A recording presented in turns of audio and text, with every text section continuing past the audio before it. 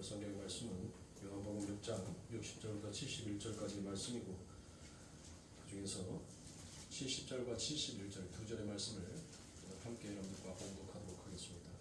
요한복음 6장 70절과 71절 두 절의 말씀 다 찾으신 줄 알고 함께 봉독합니다.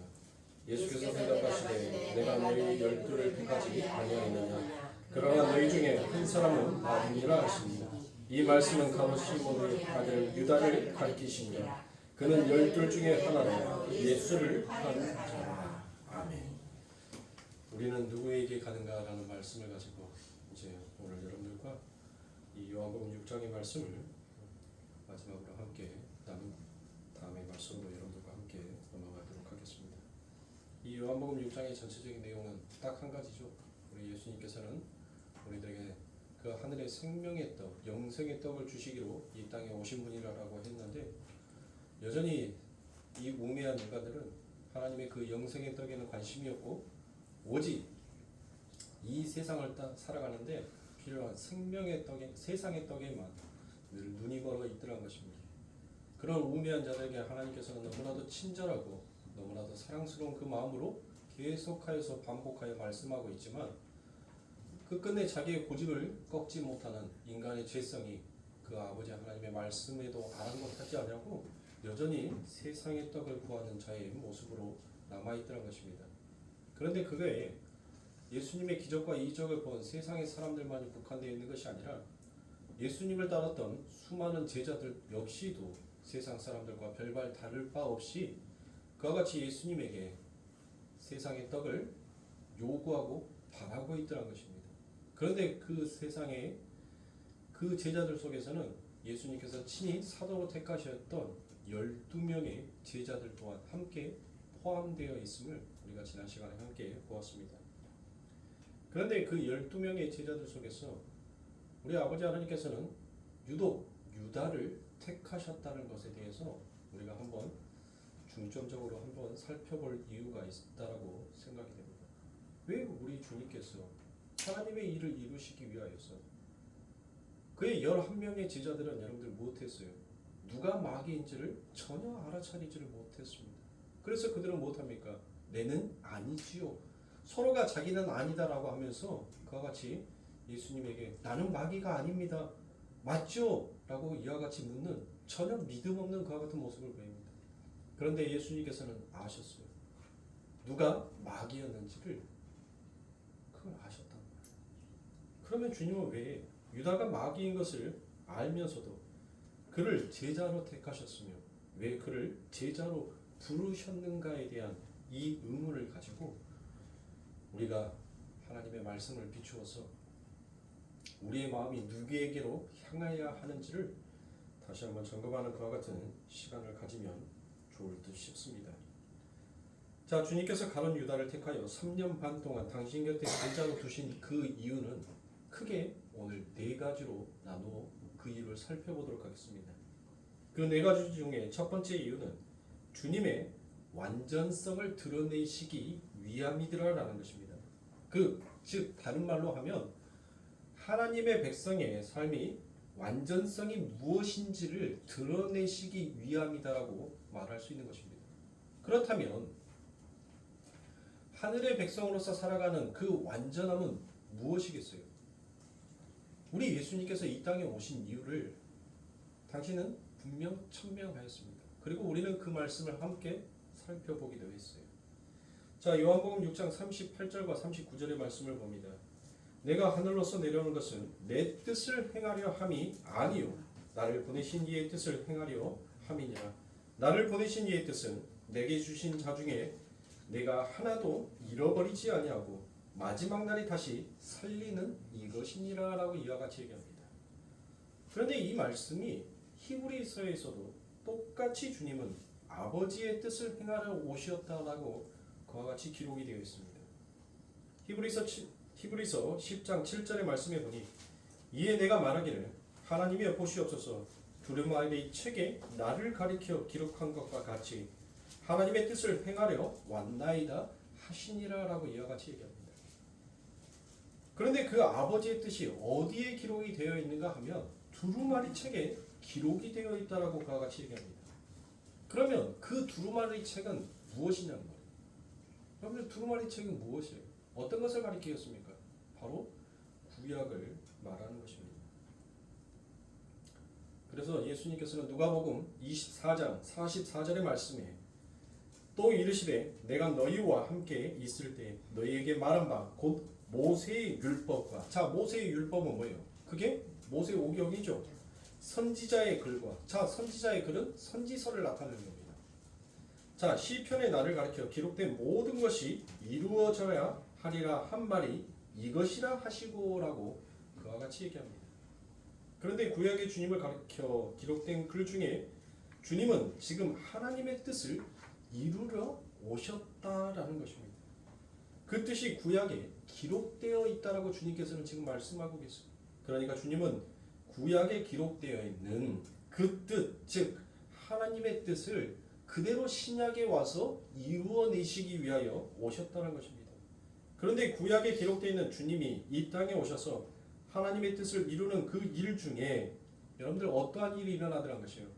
하나님의 측근인 친한 친구로부터 여러분들 배척을 당하고 배신을 당하는 그와 같은 내용이 여러분들 기록이 되어 있지 않습니까? 그러니까 주님은 그걸 자기가 완전히 하나님께 순종하고 있다는 것을 보여주기 위하여서 자기의 가장 측근인 제자 12명 중 마귀를 하나 택하셔 놓았던 것입니다. 그를 배신자로 하나 두었던 겁니다. 가장 측근이고 가장 친한 친구였던 그에게 배신당하는 것이 무엇인지를 드러내고 보여줍니다. 그런데 그것이 전부 다 성경의 말씀을 응하기 위함이다라고 얘기합니다. 자, 그 말씀이 바로 시편 41편 9절의 말씀에 보니 나의 신뢰하는 바 내 떡을 먹던 나의 가까운 친구도 나를 대적하여 그 발꿈치를 들었나이다라고 그와 같이 얘기합니다. 그렇죠? 주님은 구약에 자기를 가리켜 기록된 모든 내용이 자신의 삶에서 이루어지는 것이 바로 아버지의 뜻이었기에 3년 반 동안 어디를 가나 같이 있어야 하는 그 제자들 사이에 마귀를 두셨다는 것입니다. 아버지에게 온전히 순종하기 위해서 주님이 얼마나 하나님의 뜻에 온전히 순종하기 위하여 애쓰고 계신지를 드러내고 나타내기 위함인 것입니다. 그래서 시편 22편 1절의 말씀에 보니 나의 하나님이여 나의 하나님이여 어찌 나를 버리셨나이까 라는 그와 같은 말씀으로 시작이 됩니다. 이 말은 주님이 십자가상에서 이걸 그대로 인용하여서 그와 같이 말씀하시죠. 그래서 신약의 가상 7원 중에 그 말만 무엇으로 여러분들 기록이 되어 있어요? 아람어로 기록이 되어 있더란 것입니다. 그 말이 바로 엘리에디 라마 사막다니라는 그와 같은 말인 것입니다. 주님이 지금 구약의 이야기를 그대로 인용해서 아버지의 뜻을 이루고 있다는 것을 주님은 보이시고 나타내신 것입니다. 주님이 이렇게 철저하게 하나님의 뜻에 순종하기 위해서 유다까지도 당신 곁에 두셨다는 것입니다.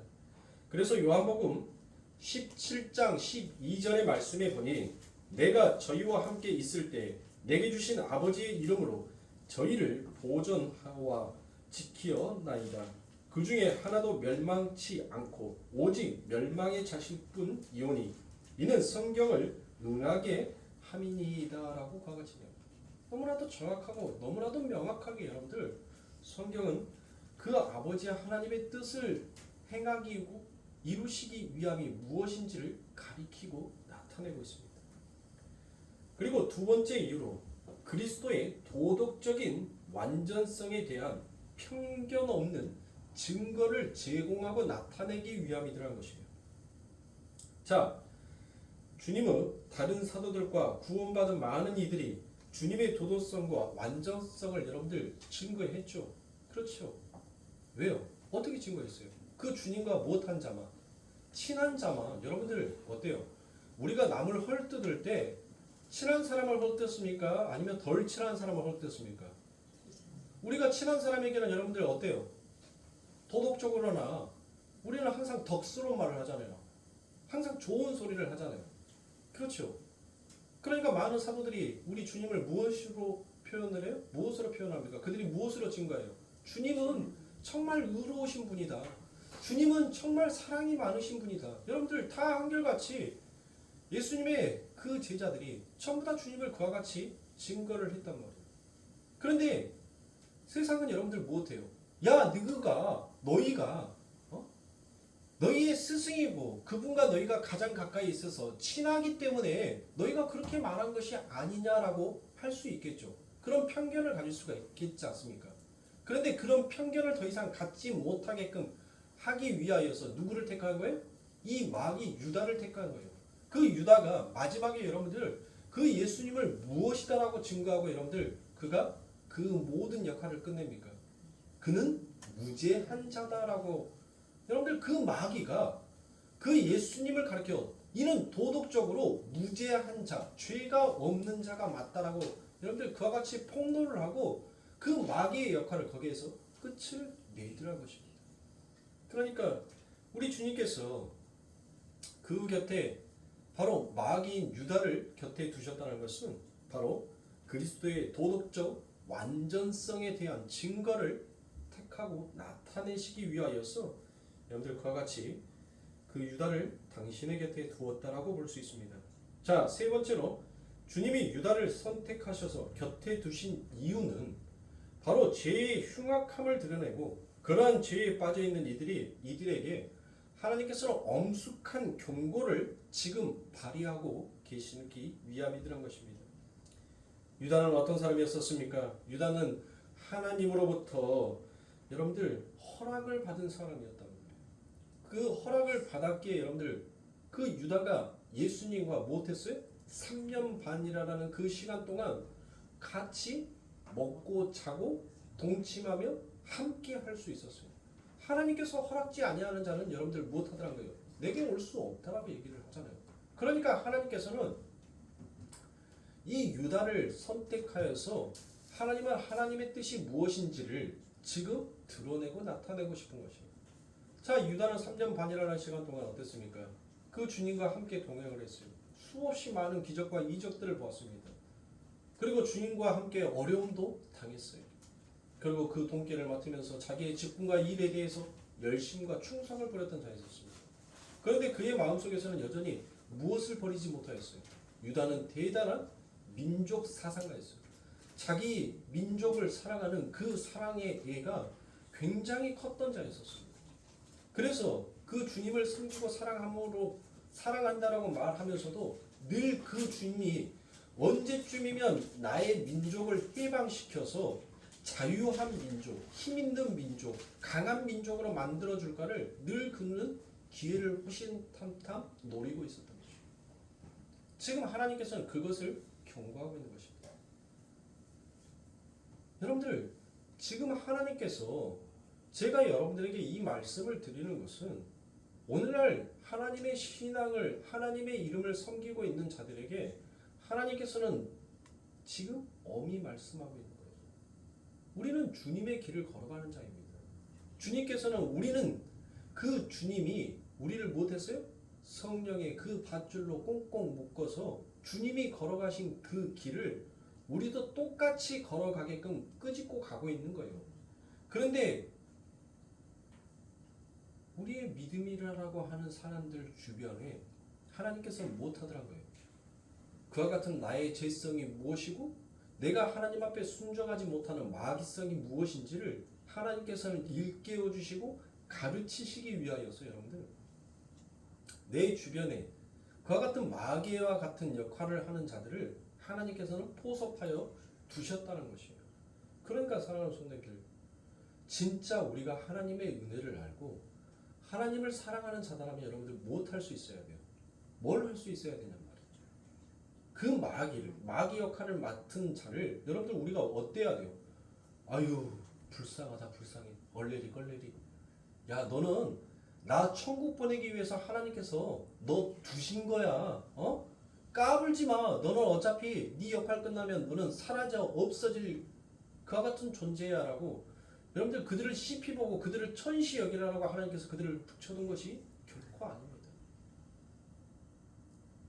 우리 예수님께서 보시기에는 전부 다 우리가 바로 유다와 같은 자들이었어요. 그런 우리를 우리 예수님께서 사랑해 주셨단 말이에요. 우리 예수님께서 감싸 주셨단 말이에요. 우리 예수님께서 보듬어 주셨어요. 그래서 그 주님께서 무엇하십니까? 자기의 모든 전인 존재를 다 내려놓고 내가 이런 사람이야 라는 그와 같은 편견과 그와 같은 마음의 잣대를 여러분들 내려놓으시고 우리를 사랑해 주셨단 말이에요.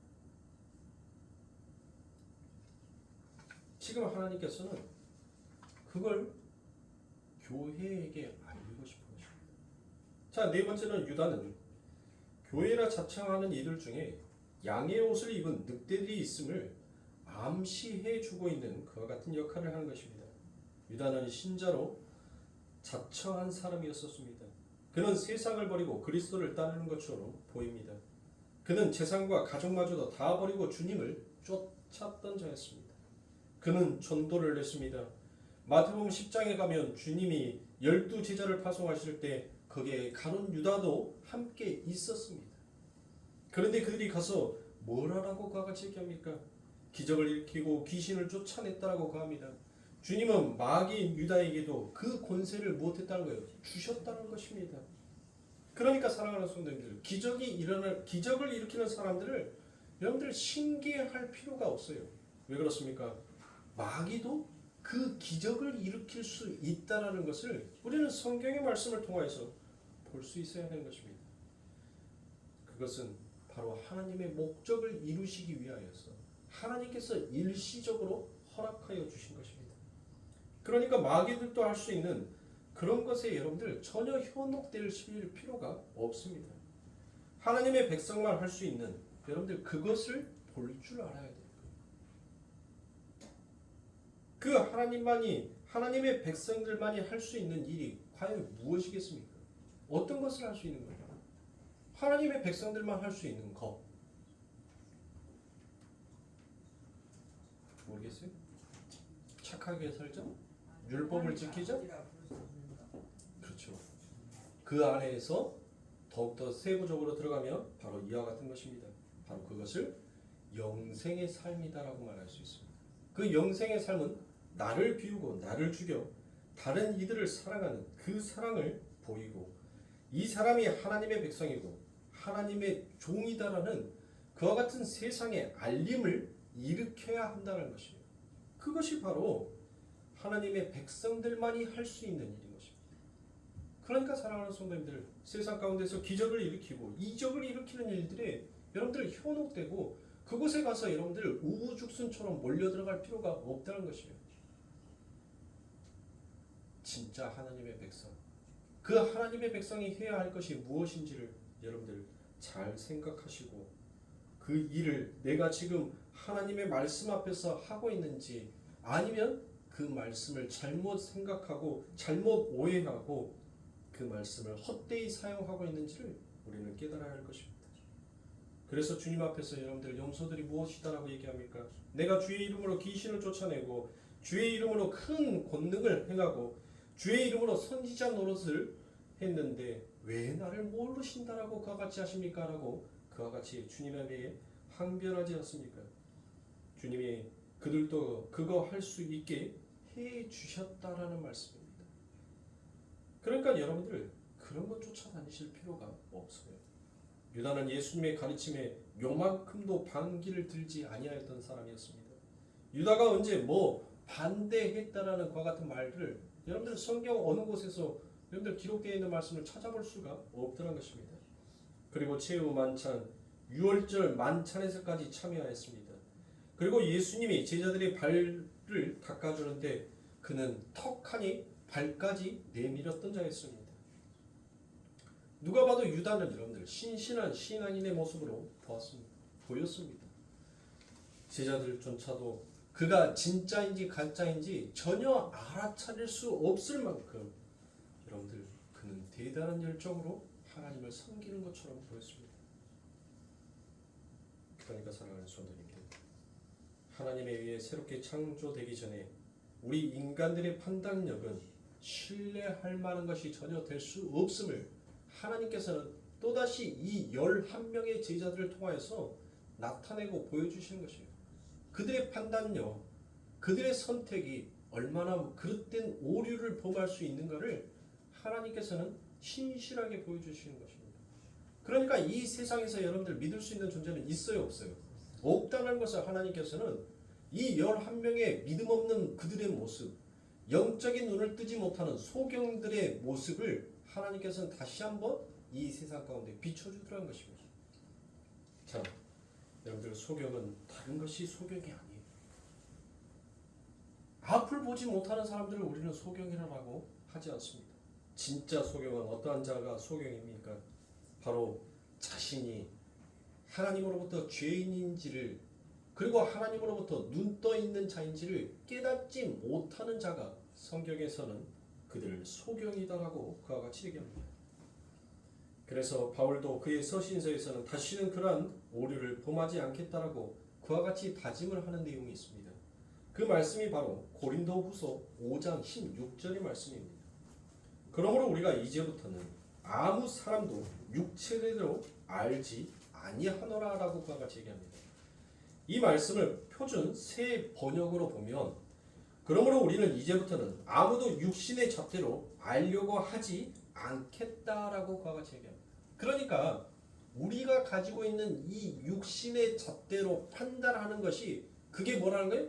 그게 소경이라는 거예요. 성경은 우리의 선악의 기준, 우리의 기준을 가지고 저 사람은 신앙이 좋은 사람, 저 사람은 신앙이 약한 사람, 저 사람은 악한 사람, 저 사람은 선한 사람이라고 우리가 우리의 잣대를 가지고 재고 있는 그 자체가 바로 하나님의 보시기에는 그게 소경이라는 거예요. 그게 소경된 자다라고 여기는 것입니다. 그래서 죄인들은 이 세상의 가치 기준으로 경중과 무거움과 가벼움, 귀천과 귀한 것과 천한 것을 가르는 우를 범하기 때문에 그걸 가르쳐서 성경은 소경이다라고 그와 같이 얘기합니다.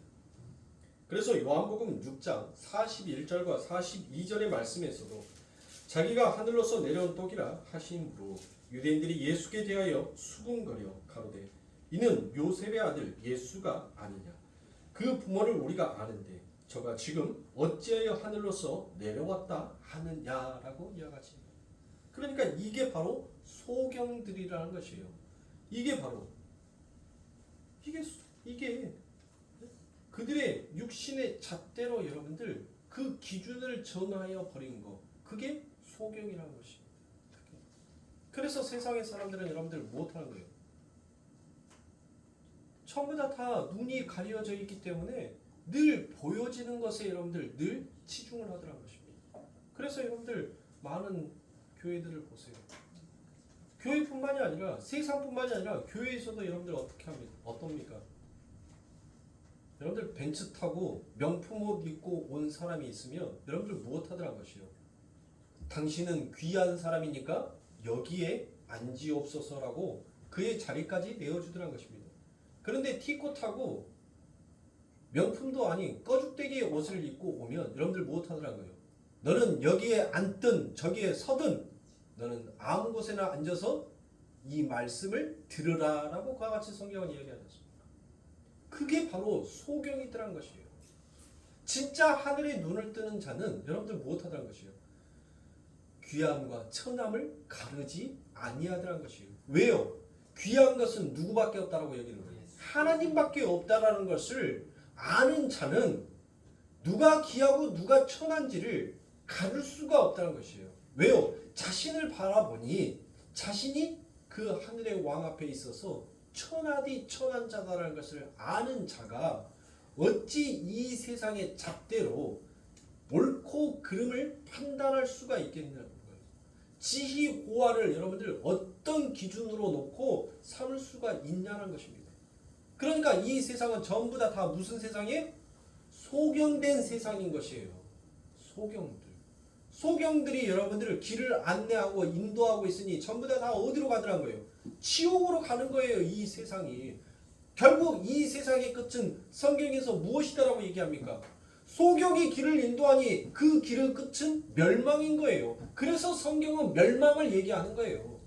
진짜 눈 떠 있는 자, 진짜 하나님의 백성으로서 그 삶의 기준이 무엇인지를 아는 자는 그 극히 적다는 것입니다.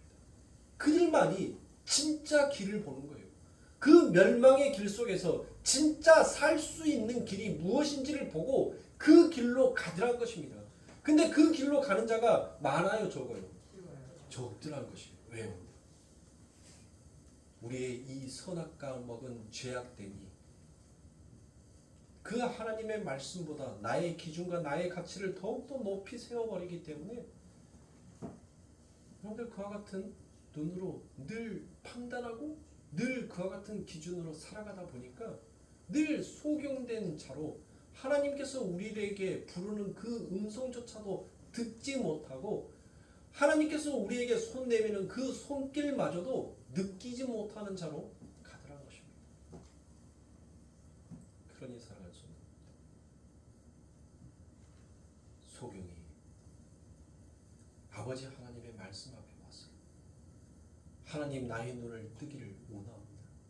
네 평생의 소원이 무엇이냐라고 물어봤었을 때 여러분들 진짜 우리가 병들어 있는 자, 진짜 우리가 그것이 내 삶 가운데 있어서 정말 불편한 것을 알고 정말 힘든 고통이라는 것을 안다면 우리는 하나님 앞에 무엇을 구할 거예요? 그 소경된 자가 무엇을 원하였습니까? 하나님 내게 금덩어리를 주세요.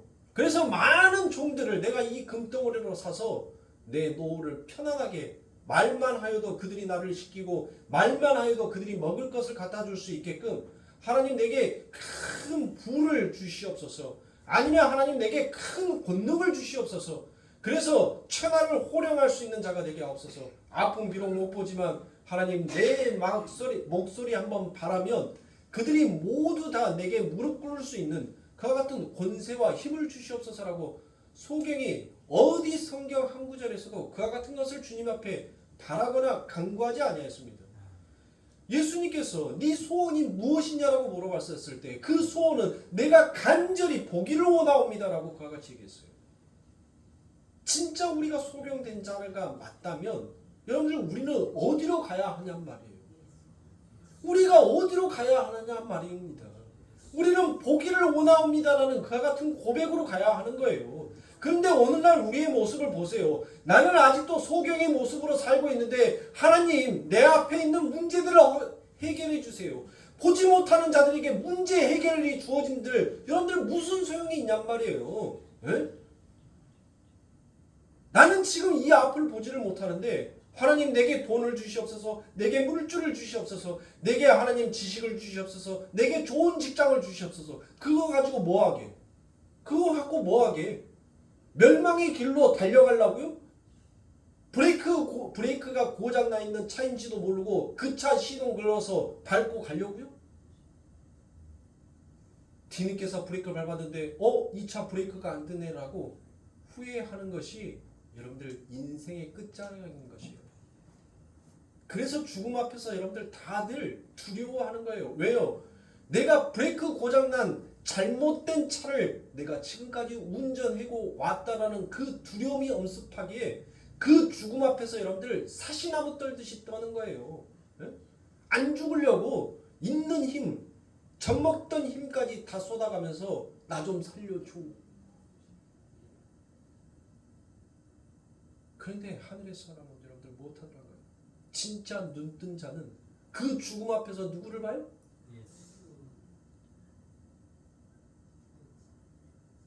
여러분들 바로 그거입니다. 지금 하나님께서는 이 유다를 당신 곁에 둠으로 인하여서 그가 나를 배신할 것도 알아요. 그가 한 마귀의 역할을 할 것도 압니다. 그런데 하나님은 무엇하는 거예요? 제가 전자에 읽어드렸던 것처럼 하나님께서 내게 허락한 자를 단 한 명도 잃어버리지 않기 위함이라는 것입니다. 하나님은 바로 그거예요. 하나님께서 내게 허락한 자를 단 한 사람도 잃어버리지 아니하기 위하여서 당신은 그 유다를 택하였고 그 유다를 통하여서 당신의 잃어버린 그 양들에게 어서 내게로 돌아오라고 하나님의 외침을 하고 계시는 것입니다. 그런데 아직도 눈 뜨지 못하는 자들, 주의 십자가 앞에 와서 마치 여러분들 무엇하는 거예요? 비나이다 비나이다. 우리 하나님께 비나이다. 내 새끼 내일 모레 공무원 시험이 있으니 하나님 공무원 시험만 합격하게 해주시면 내 이 평생의 소원이 없겠나이다. 여러분들 그게 진짜 우리가 정말 하늘의 백성으로서 우리가 해야 할 그 기도가 맞냐는 것입니다. 저는 그 기도를 하지 말라는 것이 아니에요. 그 기도보다 더 우리에게 중요한 기도는 하나님 내가 눈을 떠서 하나님을 뵙기를 원하옵니다. 하나님을 보기를 원하옵니다라는 그 기도가 우리의 마음의 심중에 심어져 있어야 된다는 것을 말씀드리는 거예요. 어찌 우리가 하나님을 믿으면서 여러분들 어찌 자식이 부모에게 자기의 고심과 자기의 힘듦을 말하지 않냐고 여러분들 자기 스스로 해결해 보겠다라고 하는데 그 부모는 알아요 몰라요? 자식의 얼굴 표정만 봐도 무슨 문제가 있고 무슨 고민을 하고 있는지 여러분들 안단 말이에요. 그 얼굴에서 드러나고 그 표정에서 쓰여져 있어요. 그런데 그것을 말하기 전까지 부모는 못하는 거예요. 묵묵히 기다리는 거예요. 우리가 하나님 앞에 우리의 이 수고와 무거운 짐 그것을 말하지 말라는 것이 아닙니다. 그런데 신앙의 중심이 그것 말하는 것이 신앙의 중심이 아니란 거예요.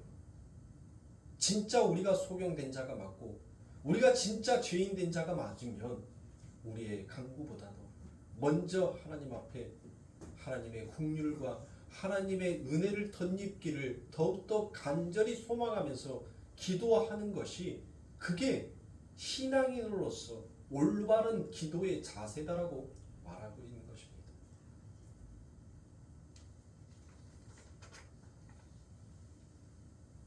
그러니까 여러분들 이 세상은 눈뜬 자가 없어요. 그래서 바울은 무엇을 얘기합니까? 눈뜬 자가 없나니 하나도 없더라. 오직 의인 되신 예수만 그 소경의 눈을 뜨시고 무엇하더라고요? 진짜 아버지가 누군지, 진짜 내가 어디에서 왔는지, 그리고 내가 어디로 가야 하는지를 명확하게 아시고 이 땅을 사신 것이다. 전부 다 소경이었어요. 소경. 전부 다 눈이 어두운 자였어요. 오직 예수님만 그 눈을 뜨고 계시기에 누가 마귀였는지를 아셨던 것입니다. 그런데 제자들은 전혀 알지 못합니다. 누구를 가리켜 이야기하는지 그들은 끝까지 알아차리지도 못합니다. 오죽하면 마지막 최후 만찬 때 요한이 물어줘 보지 않습니까? 누구입니까? 라고 그와 같이 물었다는 것은 역시 예수님의 제자들도 알지 못하였다는 것입니다. 그래서 야고보서는 이와 같이 얘기합니다. 야고보서 2장 1절부터 4절 말씀에 내 형제들아 영광의 주 곧 우리 주 예수 그리스도를 믿는 믿음을 너희가 받았으니 사람을 외모로 취하지 말라. 만일 너희 회당에 금가락지를 끼고 아름다운 옷을 입은 사람들이 들어오고 또 더러운 옷을 입은 가난한 사람이 들어왔을 때 너희가 아름다운 옷을 입은 자를 돌아보고 가로되 여기 좋은 자리에 앉으소서 하고 또 가난한 자에게 이르되 너는 거기 섰든지 내 발등상 아래 앉으라 하면 너희끼리 서로 구별하며 악한 생각으로 판단한 자가 되는 것이 아니냐라고 이와 같이 얘기합니다. 왜 사람들이 예수 그리스도를 십자가에 못 박았습니까? 바로 너는 목수의 아들 주제에 네가 어찌 하나님의 아들이다라고 그와 같이 신성 모독을 할 수 있느냐. 여러분들 그때 당시에 목수 직업은 아주 천한 직업이었어요. 근데 그가 입만 열었다 하면 나는 하늘에서 온 자다. 나는 생명의 떡을 너희들에게 주기 위하여서 온 자다. 나는 너희들의 죄를 사하여 주기 위하여서 왔다.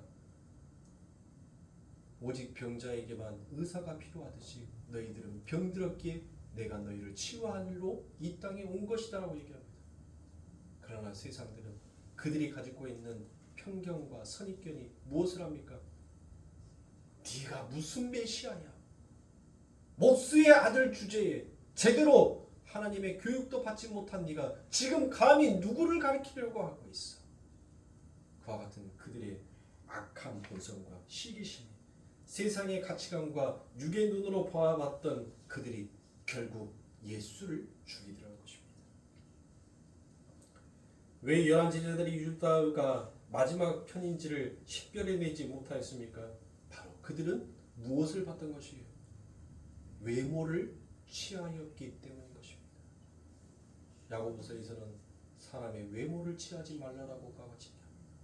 그러나 우리는 늘 외모 지상주의에 취해 있습니다. 늘 외모로 모든 것들을 판단하려고 들더란 것이에요. 여러분들 그렇지 않습니까? 그래서 오늘날 많은 세상의 사람들이 교회에 오기를 두려워합니다. 왜 두려워한지 아세요? 나는 담배 피는데 내 몸에서 담배 냄새가 난다고 누가 나를 이렇게 힐끗힐끗 쳐다볼까봐 그것이 두려워서 교회를 못 나오겠다. 그러니까 교회 집단이 여러분들 이제 무엇화가 되었다는 거예요? 의인화가 되어버렸다는 거예요. 자신들의 가치관과 자신들의 기준으로 자신들의 편견으로 술 먹은 사람 교회 오면 안 돼. 담배 피는 사람 교회 오면 안 돼. 바깥에서 못된 짓 하고 나쁜 짓 하는 사람들은 교회 다니면 안 돼. 이런 식으로 세상의 교회가 그렇게 세상으로부터 문을 닫아버리고 자기들만의 잔치를 벌리고 연회를 벌리고 있더라는 것이에요. 근데 그 안에서도 또 무엇을 하더라고요? 시기와 질투가 일어나서 서로 당을 짓고 여러분들 부시고 나누어서 여러분들 결국은 모든 것들을 파하여 버리는 쪽으로 가고 있더라는 것입니다. 여러분들 교회는 하나님께서 그 하늘의 천국이 어떠한 곳인지를 이 땅에 설명하여 주시기 위하여서 하나님께서는 이 땅에 이 에베당을 이 땅에 하나님의 성전을 아직도 유지시켜 주신 거예요. 바로 내 나라는 이와 같은 죄인들이 모여서 그 하나님의 은혜를 찬송하는 나라가 바로 나의 나라다라는 것을 하나님은 그것을 가르치기 위하여서 이 땅에 아직도 하나님의 성전을 허락하신 거란 말이에요. 그 모형을 허락하신 거예요. 그러니까 교회는 누가 모여야 되는 거예요? 도둑질한 놈, 간음죄 지은 놈, 술 먹은 놈, 싸움 잘하는 사람, 응? 세상에서 더럽고 추악한 자들이 여러분들 이 안에 가득 모여야 하는 거예요. 그리고 그 가득 모인 자들이 무엇하는 거예요? 한 입으로 하나님을 찬양하게끔 되어 있는 것이 그게 바로 이 예배당의 공간인 것입니다. 그러니 우리 교회에서 전도를 할 때 너는 담배 피니까 안 돼. 너는 술 먹으니까 안 돼. 너는 사기꾼이어서 안 돼. 너는 간음한 놈이어서 안 돼.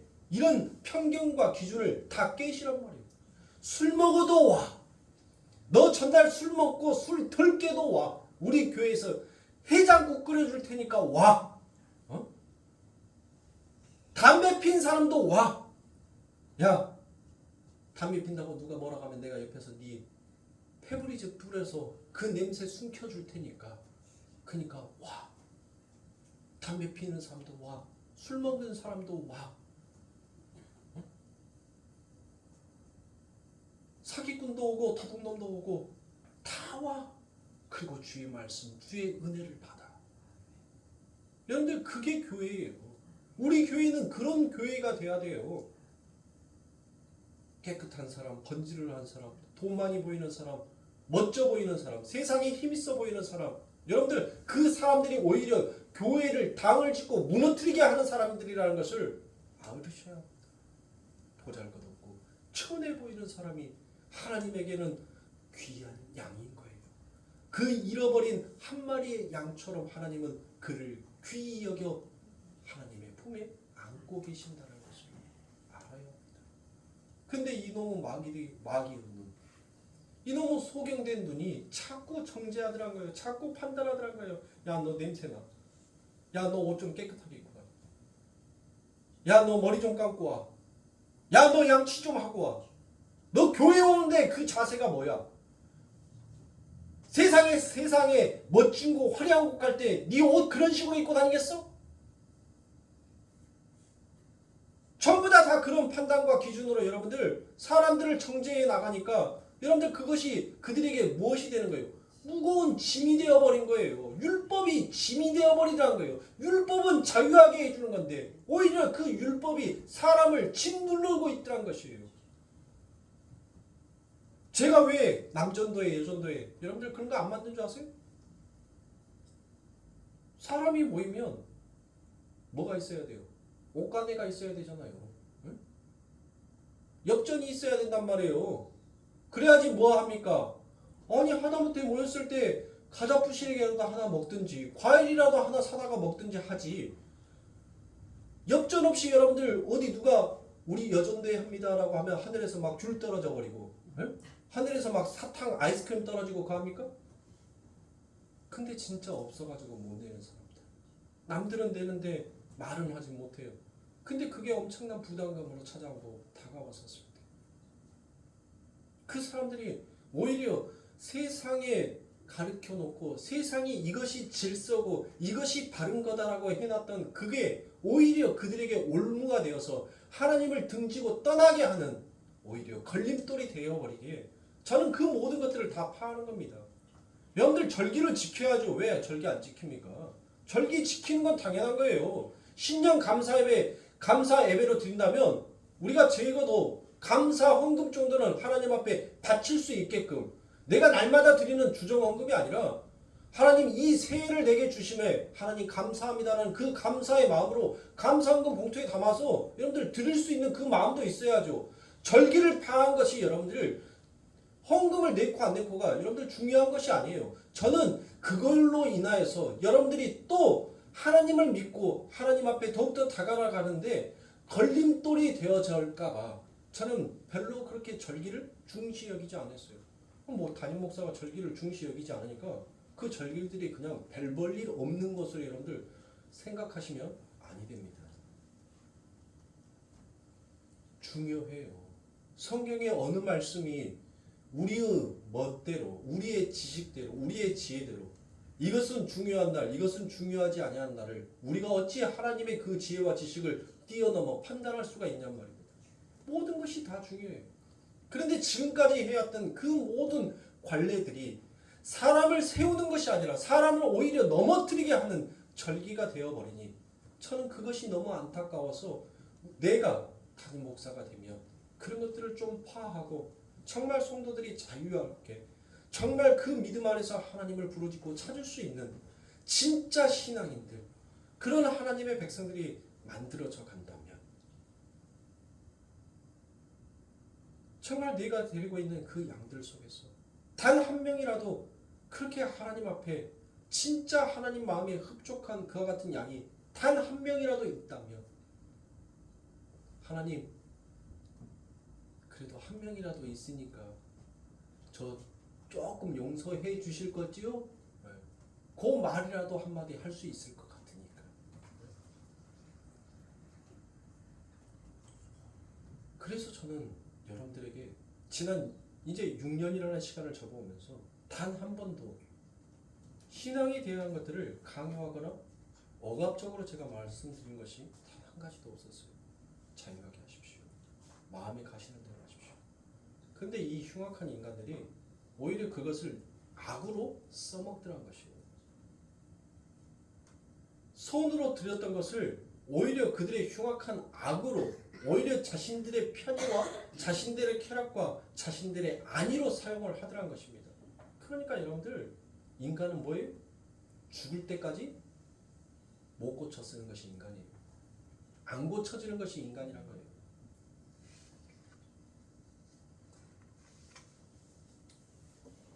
우리는 영의 눈으로 세상을 바라볼 줄 알아야 합니다. 그래서 고린도후서 5장 17절에서 그런즉 누구든지 그리스도 안에 있으면 새로운 피조물이라 이전 것은 지나갔으니 보라 새 것이 되었도다라고 그와 같이 얘기합니다.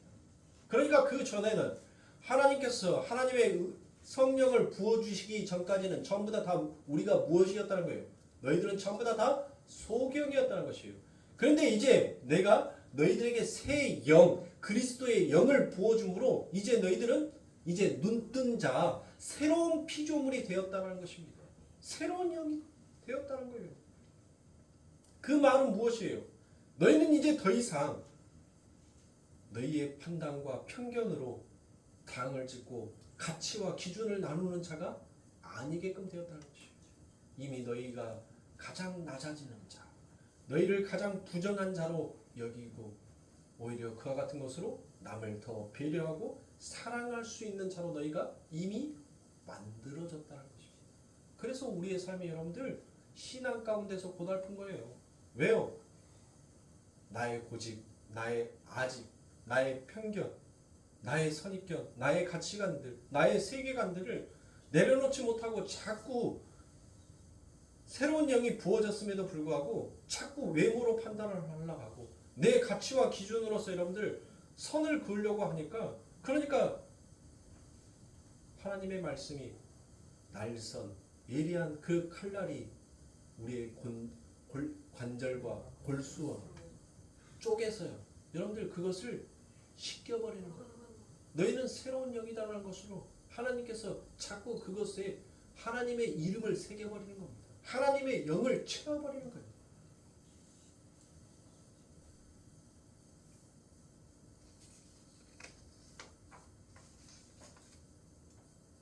그래서 베드로가 영생의 말씀이 계심에 내가 네게로 가오리까 라고 그와 같이 말씀하신 것입니다. 사랑하는 성도님들, 우리가 진짜 눈뜬 자가 맞다면 예수님께서 영광을 받으실 때 나를 좌의정, 나를 우의정 시켜 주시옵소서라는 그와 같은 말을 어찌 예수님에게 올릴 수가 있겠습니까? 진짜 영생의 떡, 그 영생의 말씀, 그 영생이 얼마나 가치 있고 보배로운지를 아는 자는 내가 지금 누구에게로 가야 하는지를 그 길을 아는 자라는 것이죠. 부디 사랑하는 성도님들, 오늘도 우리가 하나님의 말씀 앞에서 내가 유다와 같은 이와 같은 행위와 이와 같은 말과 이와 같은 행동을 하고 있지는 아니하는지 우리는 우리의 자신들을 늘 점검해야 할 필요가 있습니다. 그것이 바로 우리가 하나님께로 돌아갈 수 있는 유일한 길이요 진리요 생명이신 그 길을 바라볼 수 있는 것입니다. 그렇지 아니하고서는 여러분들 절대로 그 길을 찾을 수가 없어요. 그 진리의 길이 보이지가 않습니다. 오직 하나님의 영에 하나님이 허락하여 주신 자들만 그들에게 새 영이 부어지고 새 영이 부어짐으로 말미암아 그들만이 진리의 길, 생명의 길, 영생의 길을 갈 수 있는 것입니다. 그 길에 그 화영검도 그 길을 열어주게 되어 있습니다. 그러니 사랑하는 성도님들, 하나님 앞에 간구해야 할 것이 무엇인지, 그리고 우리 인생에 있어서 우리가 누이게로 가야 할지를 여러분들 명확하게 정하시길 바랍니다. 크게 명확하지 아니하면 우리는 쉽게 유다와 같이 하나님 앞에 정성을 바치고 정말 대단한 신앙인처럼 여러분들 보이고 많은 사람들 앞에서 많은 대접과 위상을 받을지는 모르겠지만 결국 그것이 하나님 앞에 있어서는 마귀요 버려야 할 자요 너는 차라리 세상에 태어나지 아니함이 오히려 더 좋았을 뻔하였다라는 그와 같은 하나님의 말씀을 듣게 된다는 것을 사랑하는 성도님들 기도하시고 제발 이제 2024년 해가 밝았듯이 이 2024년도에 여러분들 지나간 2023년에는 우리가 소경처럼 살아왔다면 이 2024년에는 눈뜬 자처럼 여러분들 이 한 해를 살아가는 여러분들이 되시길 주님의 이름으로